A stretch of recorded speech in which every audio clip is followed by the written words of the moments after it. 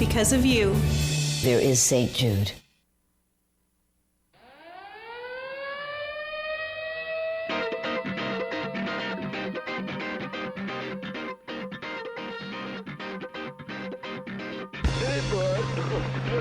Now it's time for Toker Talk Radio, the voice of the marijuana nation. What are you people? On dope? Where you can toke. I inhale frequently. Or you can talk. I experimented with marijuana and didn't inhale. Or you can toke and talk. 10 federal criminal penalties for possession of up to 1 ounce of marijuana. While we talk about toke on Toker Talk Radio. So, by the way, when it comes to pot, if you're 40 years old, you live in a log cabin in Oregon, you got 12 giant pot plants in your backyard, have a ball. Live from beautiful Portland, Oregon at Rolla J Studios.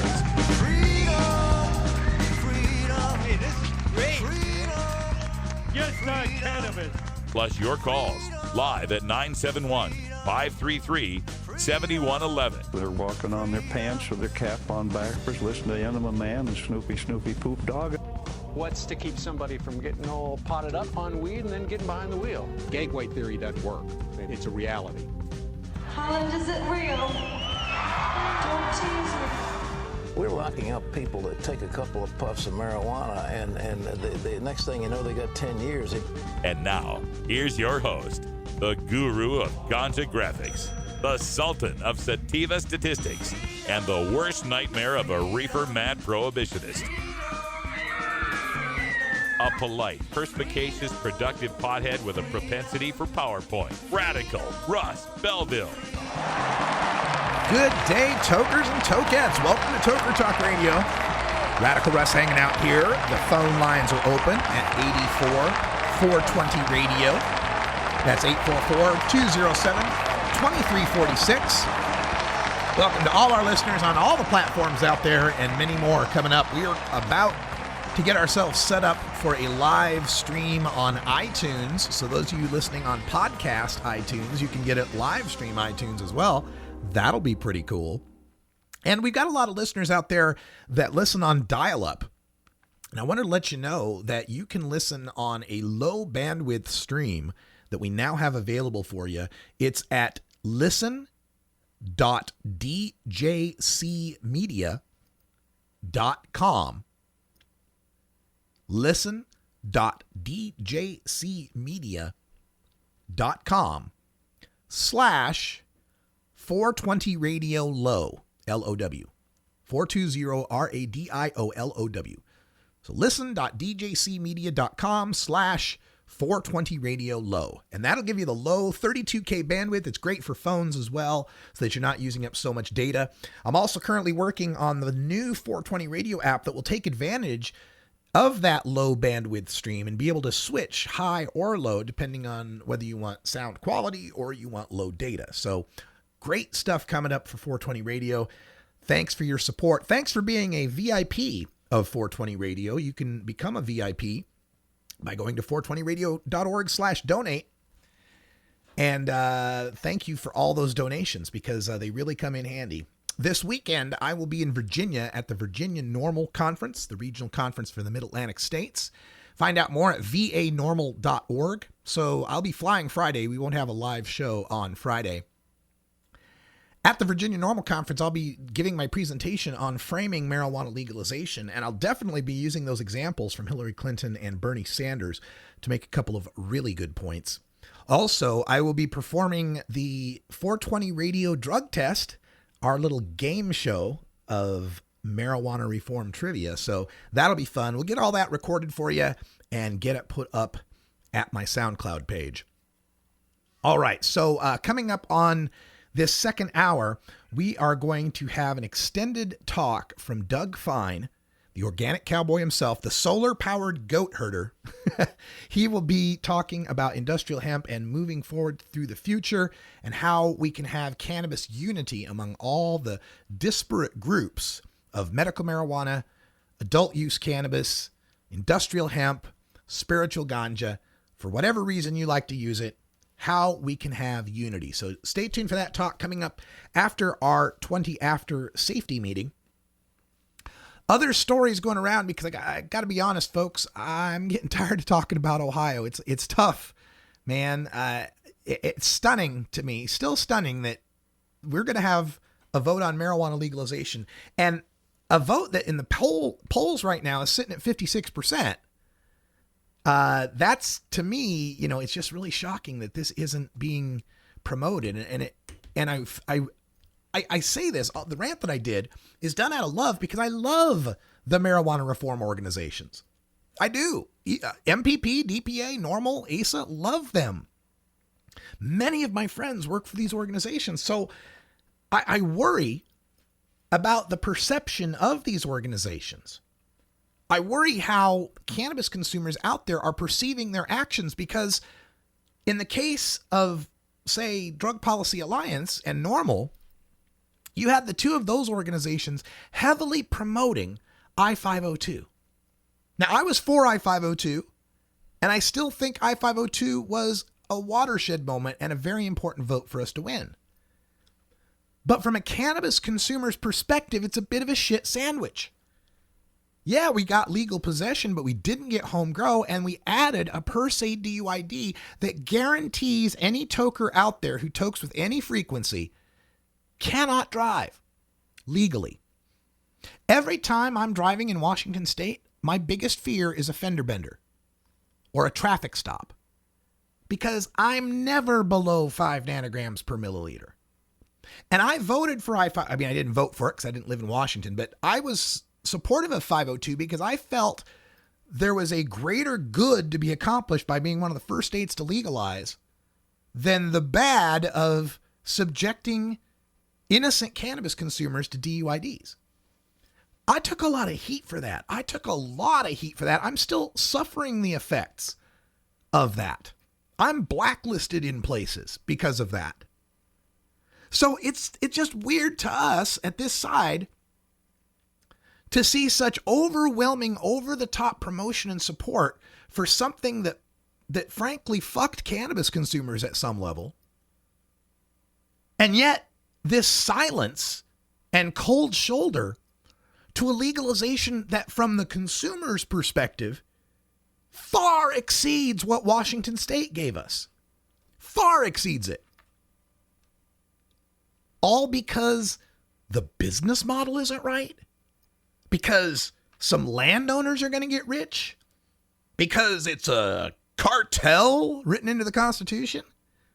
Do you understand how that, from the cannabis consumer's perspective, that sounds like, hey, you consumers, you can eat your shit sandwich and you've got to take one for the team so that we can legalize. But you can't have the legalization that's better than that in Ohio because business, because money, because rich people. You have to just continue taking the tickets and the arrests and the harassment. And in the case of medical marijuana patients, possibly death. It's just amazing to me, especially the medical marijuana side, because every time a worse and worse and worse compromise gets made on medical marijuana, those of us who complain about it are always beaten back with, patients can't wait. As if we're some kind of assholes because we'd want people to suffer and die because we think a particular medical marijuana compromise isn't good enough. And yet now patients can't wait. That's supposedly off limits for me now, when it's a legalization that would actually help patients in that state too by instituting medical marijuana with freaking workplace protections. God, this is just blowing my mind. And you know what? I'm proud of where I stand on this. I'm proud, even if I'm the only one making noise to help free cannabis consumers in Ohio, I'm proud to do it. I will never, ever vote to keep prohibition in effect unless the alternative is worse for cannabis consumers. I got to ask that question. Is there something you wouldn't vote for? Where would you draw the line? Well, to me, if it made things worse for cannabis consumers, all of them, at this point, I'd vote against it. If I-502 came up now, I could be argued into voting against it. I could be reasoned into voting against it now that we've got legalization, we're on the right track. Because it did make things worse for cannabis consumers. Most of them. The frequent consumers. That's going to be my litmus test at this point. Does it make it worse or better for consumers? I could give 2/10 of a tick's turd about the business side. Hey, you want to propose legalization where only the state can grow it in a state farm and delivered through state dispensaries? I'd support it because it would make things better for cannabis consumers. I just, you know how I feel. So let's take a break. When we come back, I'll find something happier to talk about here on Toker Talk Radio. Jive, marry, grifo, grass, hay. Technically, it's cannabis sativa. The common name, marijuana.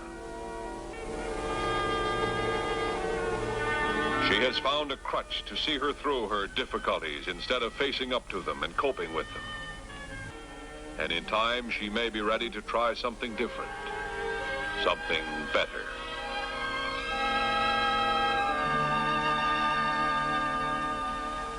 Gateway theory doesn't work. It's a reality. 420 Radio, freeing your mind 24 hours a day. Imagine life without taxes. Let New Era Certified Public Accountants, NewEraCPAs.com, handle your Cannabis 280E and tax strategy. Get your business prepared with New Era CPA's Cannabis Finance Bootcamp. NewEraCPAs.com, with years of experience in the industry, we are one of the nation's leading accounting firms for growers, dispensaries, and ancillary companies from Washington to California. NewEraCPAs.com. 420 Radio is listener-supported 24-hour internet radio. Our mission is to provide exposure to the activists nationwide fighting for the end of marijuana prohibition.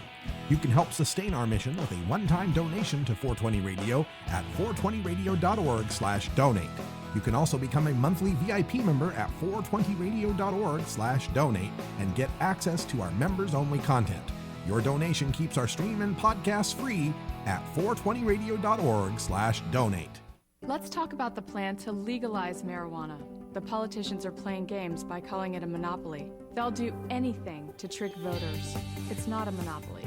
It's a plan that initially limits the number of growers for strict regulation before adding more.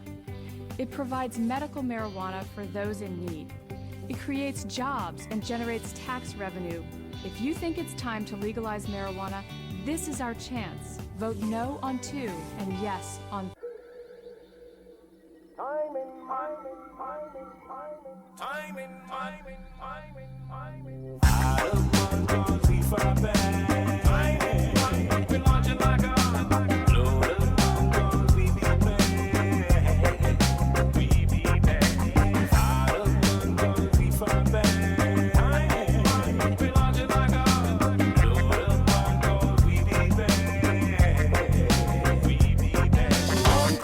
Welcome back, everybody.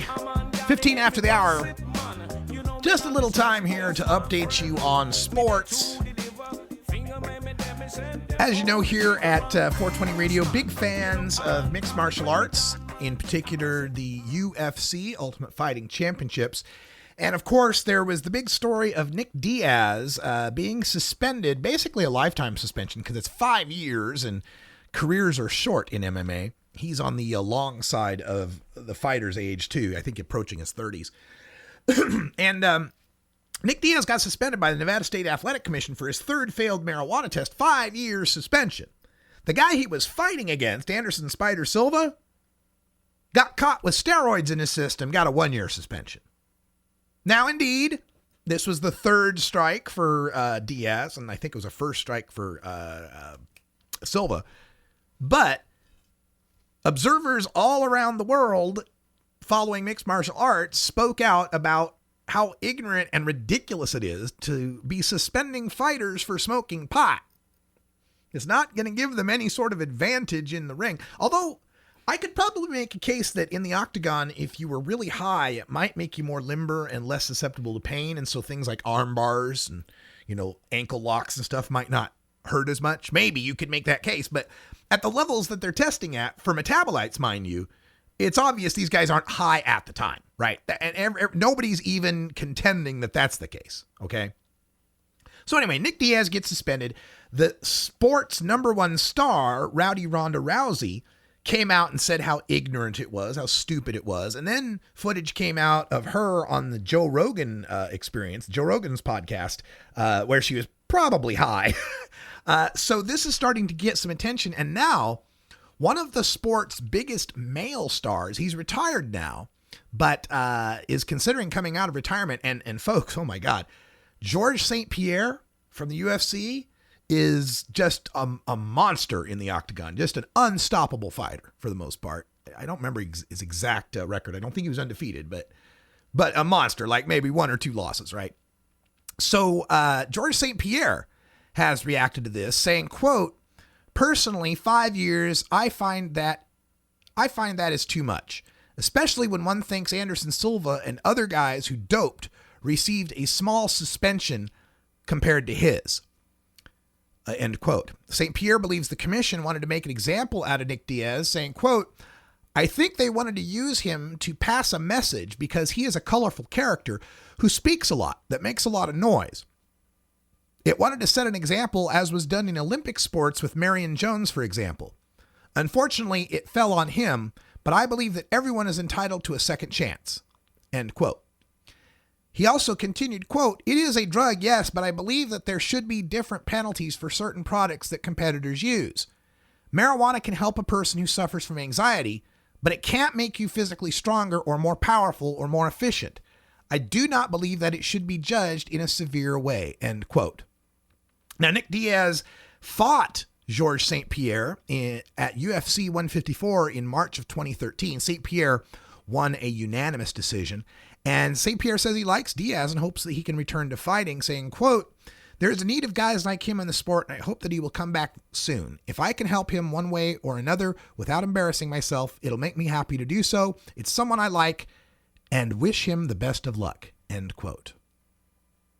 So this is something that athletes are starting to make some noise about. You're hearing it more in the NFL as well. And if Ohio is to legalize marijuana in 20 days, we will then have 2 more teams, the Browns and the Bengals, to join the Seahawks and the Broncos as NFL teams in legal marijuana states. And more than half the NFL teams are in states that have legal medical marijuana. So it's just unconscionable that the NFL wouldn't allow football players to use marijuana for pain or for the trauma from concussions that we know THC can help alleviate. It's just a crime, especially in a medical marijuana state, to not allow them to do so. I'm hoping that in the very, very near future, we live to see a time when sports aren't testing athletes for marijuana at all. It's not helping their performance. It's only a political message and a moral stand.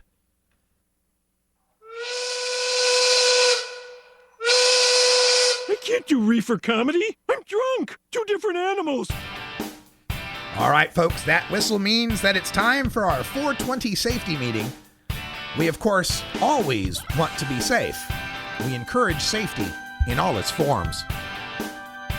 So if you get the chance to be safe right now, take yourself that opportunity. Because I know we are with our strong silicone, glow-in-the-dark, unbreakable bong. Back after this. 420 Radio, your ticket to Seattle Hemp Fest.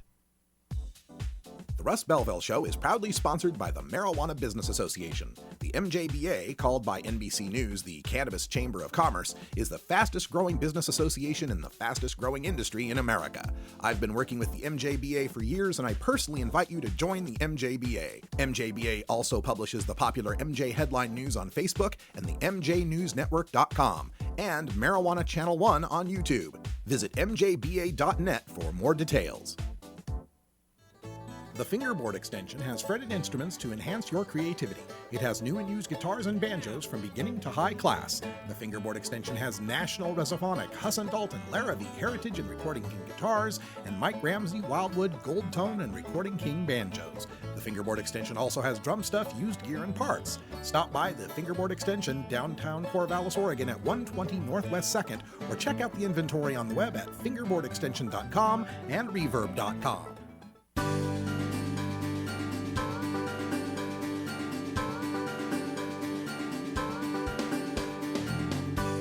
marijuana legalization also ushers in the return of the American hemp industry. Get the latest news from the author of Hemp Bound and Too High to Fail, Doug Fine, in our Hemp Day Hump Day update. We return to the Oregon Hemp Convention for Doug Fine's address just this last Sunday in Portland. All right, everyone. I hope everyone's having a great time at the Oregon Hemp Convention. I would like to take just a couple seconds here to introduce my friend and colleague, Doug Fine. He's going to be giving a presentation called We Won. We set the terms for a kind, regenerative cannabis economy. Doug Fine is a solar-powered goat herder. He's the author of Hemp Bound, First Legal Harvest, Too High to Fail, and Farewell My Subaru. He's an outstanding colleague and just the best hemp cheerleader there could possibly be. And I am just really proud that he is here, and I'd like to just give him the stage. Please give it up for Doug Fine. So first of all, Oregon, compliments to the chef, okay?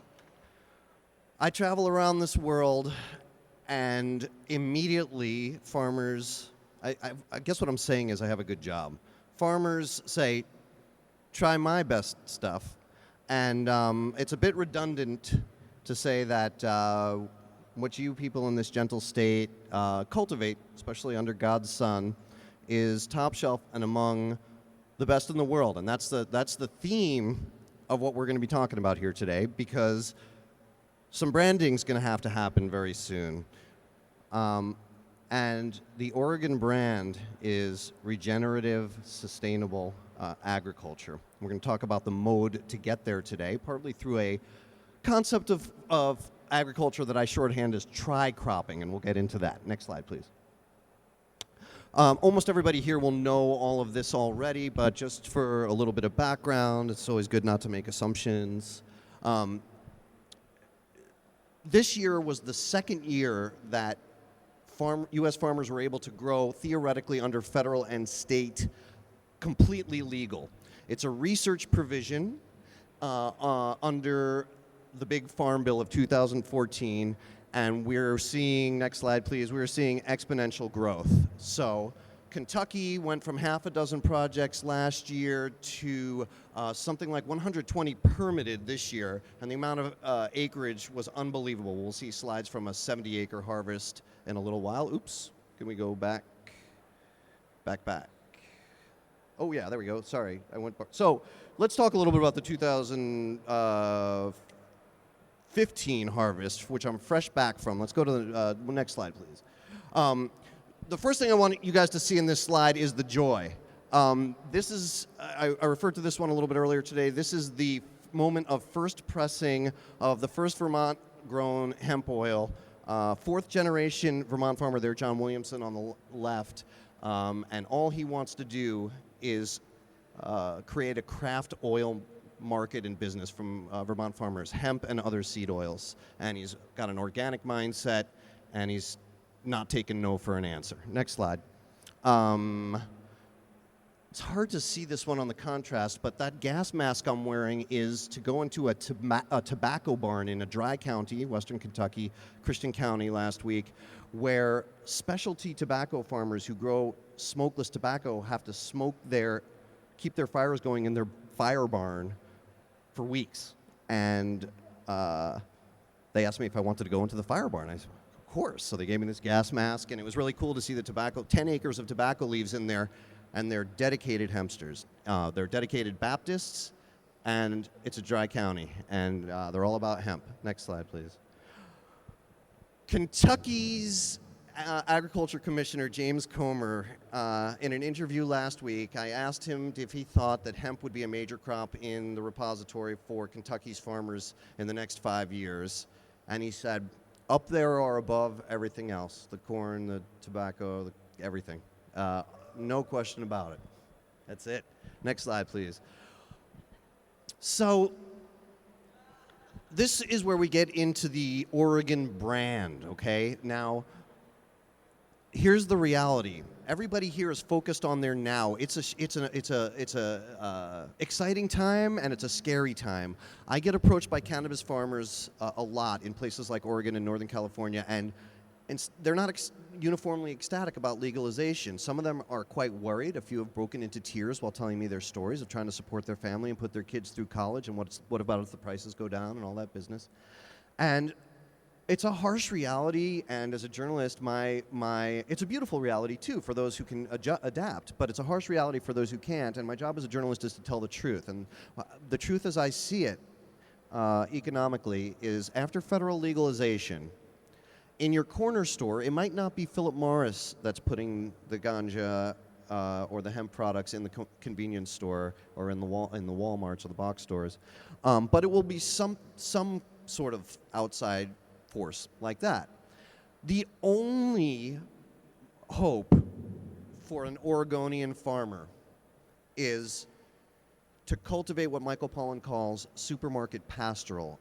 The story behind your farm, why you chose this strain, how you treat the soil, how you treat the people that work with you and for you, where your profits go, transparent along with ingredients, go way past organic standards, go into what really matters and what I, as a customer, is the kind of company that I want to support, right? That's the brand, and it's a niche market. Ideally, the tastes will change so much that you guys will become the mainstream supporting Walmart, but the reality is your margin lies in showing the rest of the world what would Dr. Bronner's do. Run your company like Dr. Bronner's soap. Quick note on this slide. We can talk more about it when we come back to it, but this was, the day before yesterday, Edgar, was it? 2 days ago, 3 days ago, this slide?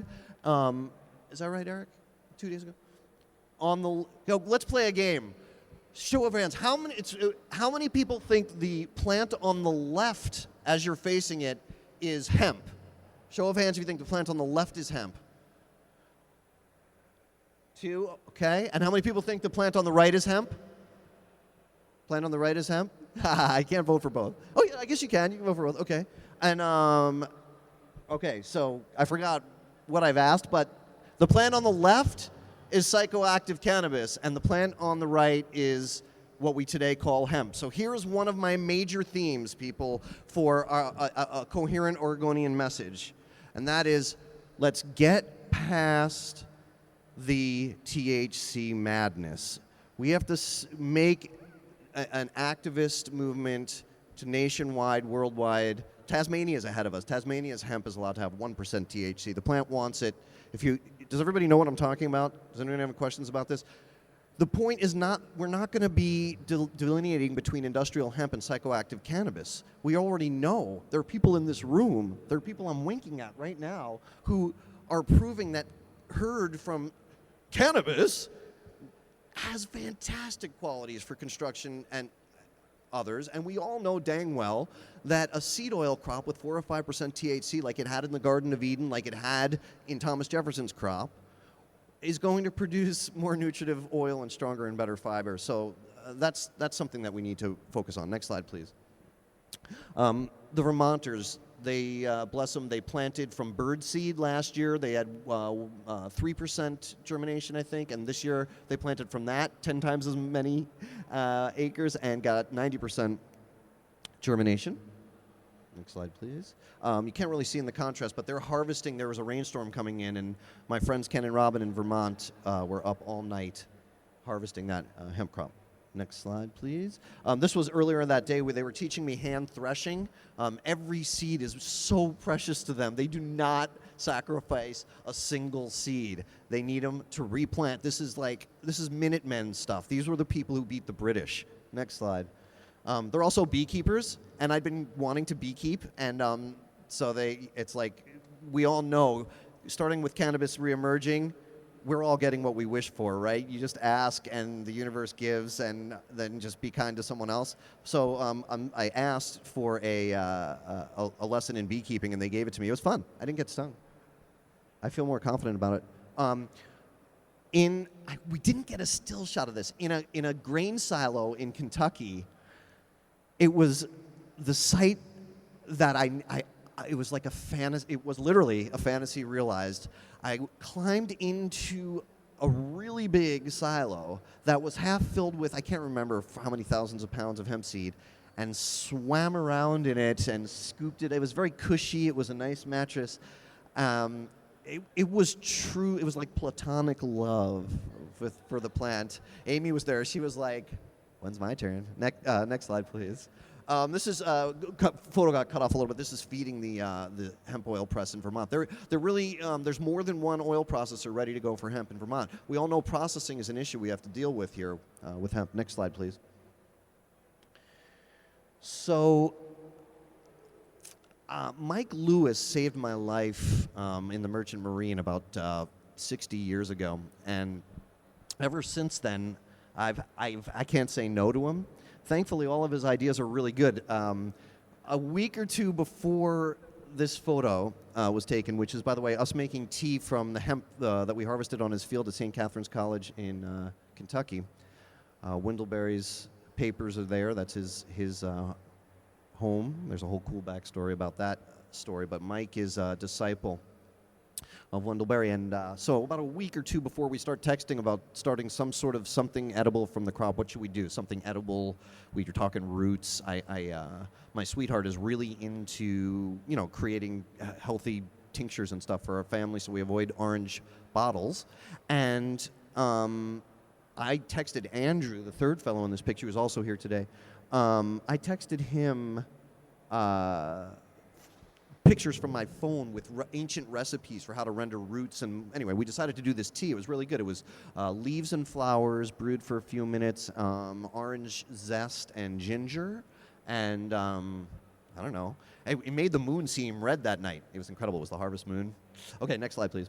Harvesting in Kentucky with a tobacco knife. That axe is called a tobacco knife. They had it sharpened so much it nicked my wrist, and I still, like a week later, I mean, it could have 1 inch further. It could have been really bad. And yeah, that was. I blame Amy for that one because that was the day that she was our sound man for our television, our sound woman for our television crew, and she wasn't there to protect me from the. She's usually the one who's like, Doug, if you take one more step, you're going to fall off a cliff. Next slide, please. So this is an interesting crop. This is a strain, or do we call it a cultivar, called Cherry that my friend Bill developed, and he has a farmer's co-op, and anybody who has organic acreage in Colorado is allowed to be part of this farmer's co-op. All the revenue goes to the farmers. The only thing they do is grow this low THC, high CBD bushy strain they call Cherry that they stumbled upon in an act of God as psychoactive cannabis cultivators. They call it hemp, and so they can call it organic because it's grown on certified organic soil, loopholing the USDA prohibition on that. Then they render it on organic coconut oil. They decarboxylate it. So they're giving people super active CBD and other cannabinoids. And I know Amy and I, during that part of our recent tour, lived on it. And it's the real deal. It's good stuff. And they're not in it for they're not personally in it for the money. The folks that are leading these co-ops, they are in it for farmers getting back to the land and cultivating a real crop. They're not dedicated to cannabinoids forever. They just this is where they're going for the first year, and they're doing it right. Next generation business model and organic cultivation techniques. These are my goats: Taylor Swift, Mork, Bjork, and Feist, respectively. They are currently eating the hemp protein byproduct from that Vermont oil pressing that it did last week, and they're really doing quite well on it. They're feisty. They're aptly named. And I show this slide, next slide, please, because it really does come back to personal things for me. I'm a father, and the only, real... As long as my family is okay and healthy, everything, I can't really even get too mad about anything. It helps when you have a state with full cannabis legalization, but even without it, I'm a pretty happy guy. I've come to believe that the number one thing we can do to sequester carbon from our industrial byproducts and our modern society is by sequestering it in the soil. and hemp rebuilds that soil. Now, we were having a heated conversation in the green room before this talk about the phytoremediative qualities of hemp, but here are the facts on the ground. The tap roots alone and the aeration that they create, and Edgar showed me this. He's my hemp professor, and we were harvesting a couple of days ago. Hey, EJ, that one hemp root in the greenhouse, 2 feet long, was it? That root, it was incredible. Oh, was this the one? Oh. Thank you, Eric. Eric Hempseed was there as well. Did we save? Oh, yeah, we did. So, I mean, this is about the future of humanity right here. This is about the future livable, breathable climate. Just the aeration. Just the aeration. Forget about the microbiology that it allows. So please don't talk to me about growing organically indoors. I have to give my quick spiel here because otherwise I don't want to be a ist and I don't want to be judgmental. God bless anybody who brought us this blessed plant during the dark days of Prohibition. But I feed myself and my family only healthy food grown in healthy soil under God's sun. Why would my medicine, my health maintenance, my ceremonial, and my social lubricant be grown in a hothouse with potential toxics? No, that doesn't make any sense, at least in terms of the way that I look at holistic health. So we obviously have to grow outdoors. And Oregonians get this message more probably than just about, sorry, ladies. You mind if I just keep hugging them while we're talking? Anyway, you get the point. It's all about the soil. Next slide, please. Okay, so tri-cropping. Thanks. Thank you. Wow. Do you all know about Cannabis Basics? Great products. I'll see if I can talk her later into officially being a sponsor of the tour. Thank you. 3.5 hours. Yeah. We'd use it prominently throughout the tour. Okay, so the legs of tri-cropping. Tri-cropping is a very simple concept that I write about in Hempbound and First Legal Harvest, and none of this is new to me. All I am is somebody that takes complicated concepts and explain it to the wider world so they come on board with our values, right? And tri-cropping is simple. You have 3 basic things I feel that you can do with the plant, categories. One is a seed flower thing. The seed obviously is this nutritive superfood. I usually have a packet of hemp seeds in my pocket. I feed it to my family every day. Google online, I did interviewed nutritionists about real studies on hemp seed and how healthy it is, and it's the real deal. The GLA, the strong cell-building qualities in the fatty acids, and the perfect omega balance. It's just the beginning. Then you have the flowers, nutraceuticals. I'd like to argue for getting beyond this THC, CBD discussion. I think it's great that kids are being helped, epilepsy with CBD. But the bottom line is, as we approach 100 known cannabinoids, interplaying with bioflavonoids and terpenes, to be talking about 1 or 2 cannabinoids as the answer is we'll look back and laugh. It's going to be an entourage, and it's not going to be an entourage created in the laboratory. It's going to be an entourage created in the soil by loving farmers, small farmers supplying locally their regional farm economies for all hemp applications from medicinal through nanotechnology. And I'm really excited about nanotechnology. Next slide, please. Okay, so energy is really a big one. In Oregon, we haven't yet convinced the state agriculture department to allow farmers to grow large acreage with assistance in getting the seeds in, the way states like Kentucky have, right? Why do we need large acreage? Biomass energy research. Can we please go to the first video there? This is a dude in Maine with a gasifier from his waste sawdust from his small woodworking business. And thank you so much. By the way, really, Dustin and all the tech people, can we just give them a round of applause? They're just wonderful doing it out of love. Thank you. So not a big unit, not that expensive, and in this case just provides the guys energy. It's an anaerobic combustion process. Ideally, we'd like to move beyond combustion. We'll get to that in a little while. But why are we not energy independent from our biomass waste? There are entire communities in Europe that are. Thanks, that's it. Let's go back to the Photoshop, PowerPoint, thanks.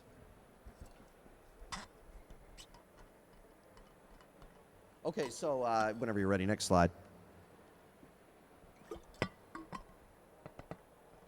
Okay, we all have our rock stars. This is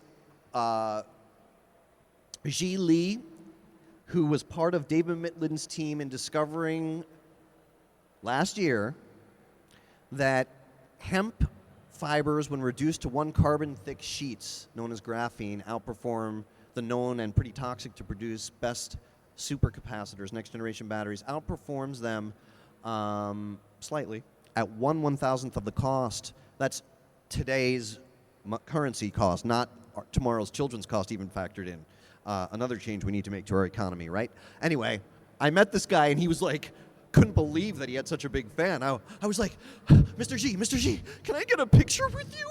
And it was really awesome. Then last week, we're in the HIA convention in Kentucky, and I interviewed the head of the project, David Mitlin, professor, and I asked him, and cautious academic, right? Not a hempster. He revealed this study that we're talking about, the supercapacitor study, at the convention of the American Chemical Society, okay? And I said, Professor Mitlin, are we going to see hemp fibers in our Teslas 5 years from now? And he said, I think sooner than that. And I thought, boy, that's a fast concept to market, but evidently, I'm sorry, hemp is the answer for next generation batteries too. It's like Eric likes to say hemp everything. For me, it's a hemp app a day. Every day somebody is telling me another viable application that's really going to happen. The 3D printing thing from fiber is going to happen. Here's another interesting thing from that conversation with David Mitlin. I had twisted a little hemp bracelet around my wrist that day in the farm, and I think it was Mike Lewis's farm in Kentucky, or the previous day. So you can imagine this kind of half-retted, squiggly little thing around my wrist. And I said, does it have to be fancy? I'm thinking, wait a second, really? A bunch of hippies potentially could grow tomorrow's energy? Like a bunch of clueless people like me could grow this weed and power the future? But no, it must be. You need fancy, super perfect fibers, 15 feet long and harvested only by the latest lasers. I said, would this work? And he said, I don't recall us asking for anything. This was in Alberta where they did the study. Anything other than just bring us some of your scrap hemp fiber. And I was like, in other words, this. He was like, yeah, it looked a little bit like that. I was like, hallelujah, hallelujah. Because in truth, it means we can grow tomorrow's energy in our backyards. Nanotechnology, care of a plant. If I wasn't already a religious man. Next slide, please. Nutraceuticals have come on strong. Some might argue too strong. There's this rush to get CBD out. CBD is fantastic if it's rendered like the shaman used to render it, if like the witches used to render it. That's the mode we're looking for when it comes to nutraceuticals. I've got no problem with people cultivating this plant for anything that they want to. Just try to remember that it's win-win. And again, your Oregon niche is farming outdoors under God's sun, and rendering things as absolutely as naturally as possible. Go way beyond organic. Look at Dr. Braun, how Dr. Bronner structures their company in payment scale, 5 times CEO, 5 times more than the lowest paid worker. Everything is fairly traded. They even get their olive oil from an olive grove in the Holy Land, cultivated jointly by Israelis and Palestinians. We've talked a little bit about hempcrete and hemp herd. One cool thing I learned from beekeeping research is that bees love, and I've seen this in Oregon fields over the last couple of days, bees love hemp, but they don't do traditional pollination and traditional returning and part of the honey making process with it, evidently, at least in this one study. They use it to strengthen the hive wall for hemp, impermeable, breathable but strong walls, and they bring it nutritively or medicinally to the queen to eat. So that's kind of interesting. All over the world, people are thinking about getting back to hemp. In Slovenia, the government, I visited there for the World Hemp Congress last year, the government sent out their peasant band to bless the crop. And if we could go to the, we'll wait to go to the videos for a couple more. The main thing we need, of course, is commercial cultivation in the U.S. Folks can ask during the Q&A if they don't know what I'm talking about, but we're under a research provision that's stifling states like Oregon that don't have the top-level state support that's needed. Next slide, please. That tractor on the left is the red part. The tractor body is made from the hemp that it is harvesting. The Canadians in Alberta are getting serious about doing stuff with the fiber instead of just the billion-dollar seed oil crop that they have that's growing 20% per year. At the Canadian Hemp Trade Alliance convention last year, these prairie types, picture, Grant Wood with the pitchfork. These are Canadians. These people make North Dakotans look like partiers. They're so dour, right? They were like, happy days are here. They were so excited. I'm not kidding, at their sort of membership meeting before the convention, they had the chart of growth with the like cartoon other chart tacked to the top because of their projections for growth in hemp over the next decade. Like, there's no way that the demand for organic hemp is going to exceed supply over the next decade, according to the Canadians. Now, I often get asked, big agriculture or backyard agriculture or regional agriculture. My favorite, for reasons of carbon miles alone, would be regional. For a place like Hawaii, that would be necessary. Everything you import into Hawaii has so many carbon miles attached to it. It's expensive in environmental cost as well as real cost. So you need to be regional. But you meet Ryan Laughlin in southeast Colorado, the fellow on the left side of the slide there, and his family is in debt hundreds of thousands of dollars to big farm equipment manufacturers and all. They were in the GMO cycle, the whole cycle, the thing, and not making any dough. And he needs to cultivate large acreage. And so we'll go to the videotape here, and I'll show you 3 models and tell you how I think each one could work. Thanks, Dustin. Yeah, that one. So this is, if I'm not mistaken, this is Netherlands, and this is the real deal. They're not kidding around about their acreage. Look at the density. Dr. Eiko was talking about hemp density earlier. So that's big ag. What do you want to do with that? Biomass? There's a fellow in Austria selling 40 acres back to his grid. Gasification we were talking earlier of his hemp farm. He nets 140,000 euros per year. So something like that is an easy thing, but we all know, nanotechnology, all of it. So let's go to model number 2. Model number 2 is more the only thing I could ever see myself doing, which is just, it's a big field in the Ukraine, but it's just a dude's tractor. And, although I personally don't like starting engines or fixing them or the noise of them, and I like to hear birds while I'm planting and harvesting, I could be associated with a farm that harvests in this mode. Next slide, please. So a farmer's co-op, for instance, might use equipment like that. This one actually, let's go to QuickTime for this 3rd slide. Thank you, yeah. This was me getting schooled by the Slovenians in peasant scythe harvesting. It's a miracle nobody lost a limb during this day in Slovenia. They were serious about the motion and conserving body energy and all that jazz. That's a Hungarian cultivar they were using that they freely transported in the back of a truck bed from a nearby Hungarian border. So, okay, we can go back to PowerPoint now. Thank you, Dustin. The point I'm trying to make on this one is that seems unrealistic.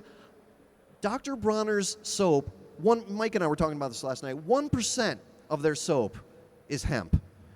I'm telling you that I met a woman in Canada. She was in that earlier picture about big farming versus small farming. Colleen Dick, a very religious Christian lady, triathlete, mother of 5, who felt that the energy bars weren't good enough, nutritious enough, and won a government grant through winning a recipe contest for her hemp energy bar that's now marketed in every province in Canada. Her husband cultivates 60 acres of hemp. That's it. 60 acres for the whole business. And they'll be able to scale up, certainly, if they need to, but it's already a big national thing in Canada. So you can harvest on a small amount. I also have a friend in the Czech Republic who, for something like 11 years now, gets yurts up in her field, brings her friends out, and they hand harvest flowers for the super high-end sort of Monaco,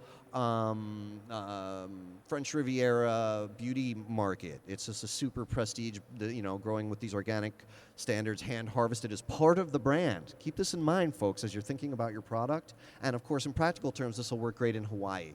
Hawaii visitors are going to want hemp macadamia crunch nuts or something like that, or macadamia nuts cooked in Hawaiian-grown hemp oil. Let's just go back one quick slide here to Cultivar Detective. Most of you, as some of you in this room know all too well, the U.S.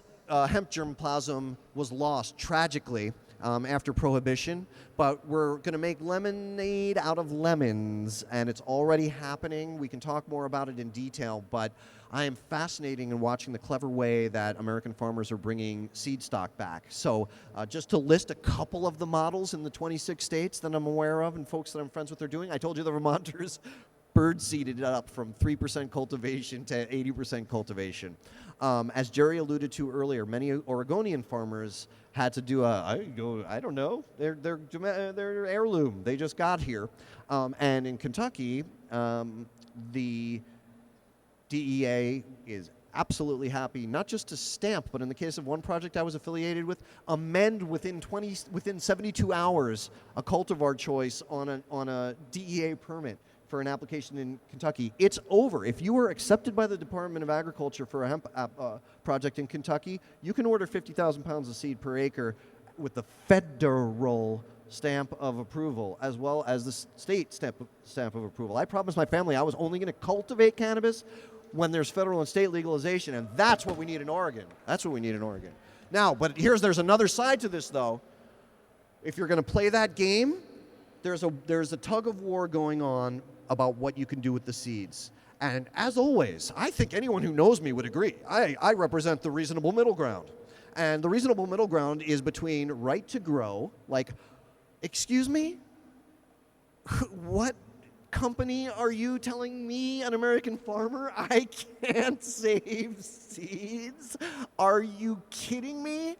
On the one hand, and the argument not without merit, on the other hand, we put 15, 18 years of research into the genetics of this. We deserve something. I agree. In that case, they deserve something. And this is not just Monsanto we're talking about here. My friend Jace Calloway of Finola put years and years of thankless research in cold Finland into his cultivar. He deserves to make something. So how about a middle ground? That's all I'm saying. And I realize it's radical and I'm just a theorist. But I was speaking to the Canadians seed folks a week or two ago and said, how about we do it like pharmaceuticals, where you have a certain number of years where everybody has to pay a royalty, especially if they want to save the seed, but then it sort of becomes generic and in the seed bank. And their first reaction was like, oh, no. And, I hope the strength and the number of hemp farmers cultivating millions of acres from seed assigning seed, the message being you want something or you want nothing, might get across. Will help us find a reasonable middle ground, because I think, do you guys agree we have to middle ground, or do you think, just plant the seed? I mean, I think middle ground is where we have to go. They have a plant the seed, says Dave Seaver. So this is not theoretical. This is not the Sahara Desert. This is Colorado soil. These people, this is a winter wheat crop not coming up in Colorado in terrible drought 2 seasons ago. In my own farm, I don't know if we have the slide. Can I see the next slide? This slide in the bottom left corner. Can you see that flood? Every year we have millennial floods or millennial fires. We had a 120,000 acre wildfire in my backyard in New Mexico now 2 years ago. And that scared a black bear into my goat corral, and in front of my family's eyes, including my kids, killed our goats. And he was just a refugee. He wasn't eating. He was just freaked out, jumped the fence, ran and killed 11 of my neighbor's sheep. The climate change, I mean, I don't have to tell an Oregon audience or any audience for that matter, climate change is real, but it's now directly affecting our lives. And so when I am coming here and hearing, if as I travel, and I hear opinions about a status quo that is not allowing us to heal soil and think about water quality, air quality, and mitigating climate change in every decision we make, I don't have any patience for it. I mean, I don't want to make it personal, but I take it as an affront to the health of my own children. And That's a lot of my motivation for this thing. Next slide, please. People know this already, but maybe if you live in progressive Oregon, the Kentucky delegation that supports hemp and is passing so many great hemp laws on the federal level is extremely conservative Republicans. And this is a big, big tent. Let's go to the next slide. It's also a big tent here in Oregon amongst the different varieties of the cannabis plant. If there is one final message I'd like to leave everybody with here today, it's that there is no division amongst the varieties of this plant. The lessons that the cannabis plant taught us during the dark years of Prohibition about trust and sharing, the neural network changes that occur in a good way from people who consciously use cannabis in a responsible way. We need to take those values as we emerge into the system. Let me give you one example on that. When I discuss projects with Mike Lewis from Kentucky about potential collaboration, we don't even want to discuss a model that's going to involve outside big investment, because then it's the model that doesn't think about sustainability in its charter anymore. What would Dr. Bronner's do? What would Dr. Bronner's do? They would take care of the earth and the people in their products. Next slide, please. I do think there's going to be a McHemp sandwich in McDonald's within 5 years. Look for it. Every time you get coffee, ask them for hemp oil, and the currently only sort of boxed hemp oil that's available adds natural flavors, otherwise known as dosing your body with dopamine. Don't let the word natural fool you. It's basically an MSG kind of thing. So you don't want any kind of flavoring in your hemp milk.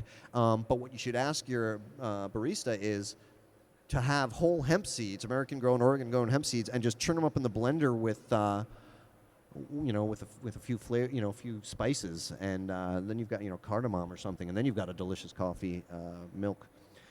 There's a lot of talk about, will hemp be bigger than psychoactive cannabis? I just don't think there's going to be a difference between the plants. There's going to be industrial hemp applications that come from plants with 7 or 8% THC, and there's going to be psychoactive cannabis marketers of low buzz, high grade cannabis for when you don't want to get too effed up or something like that.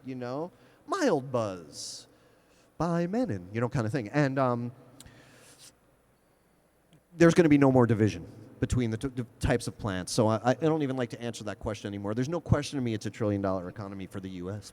And that is why hemp legalization happened. Farmers are not stupid. They were reading what the Canadians were making, and they were not going to tolerate it being legal anymore. And God bless James Comer and others for realizing it. Ben at Oregon Hemp Works, he's got those great soaps and lotions. He's got copies of all my books if you want to read them. Hemp-bound outlines, a model for Tri-Cropping's return, and First Legal Harvest printed on hemp is the update from farmers who last year. It's just a real honor to be amongst the hemp farmers, even who are in this audience right now. But I also want to thank again Mike Lewis. He sent fiber from that first harvest into a book I wrote called First Legal Harvest, and it's in there today. So thank you, Mike Lewis. Woo!